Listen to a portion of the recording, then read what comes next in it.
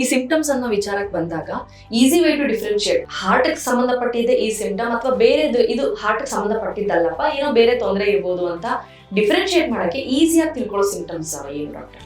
ಹಾರ್ಟ್ದು pain ಬರುತ್ತಲ್ಲ ಅದು usually centre of the chest ಅಲ್ಲಿ ಬರುತ್ತೆ.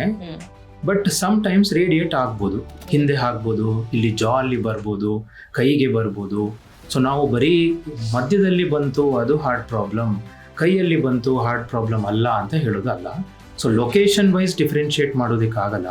ಬಟ್ ಒಂದು ಈಸಿ ಟಿಪ್ಸ್ ಏನು ಅಂತಂದರೆ, ನಡೆದಾಗ ಬರುವಂಥದ್ದು ಅಥವಾ ಎಕ್ಸಸೈಸ್ ಮಾಡುವಾಗ ಬರುವಂಥದ್ದು, ಸ್ವಲ್ಪ ಅಪ್ ಹತ್ಲಿಕ್ಕೆ ಹೋಗ್ತಾರೆ ಅವಾಗ ಸ್ಟ್ರೈನ್ ಆಗಿ ಆಗ ಬರುವಂಥದ್ದು, ಟ್ರೆಡ್ಮಿಲ್ ಮಾಡಲಿಕ್ಕೆ ಅವರೇ ಹೋಗ್ತಾರೆ ಜಿಮ್ಗೆ ಹೋಗಿ. ಸೊ ಅವಾಗ ಬರುವಂಥದ್ದೆಲ್ಲ ಯೂಶಲಿ ಇಗ್ನೋರ್ ಮಾಡಬಾರ್ದು.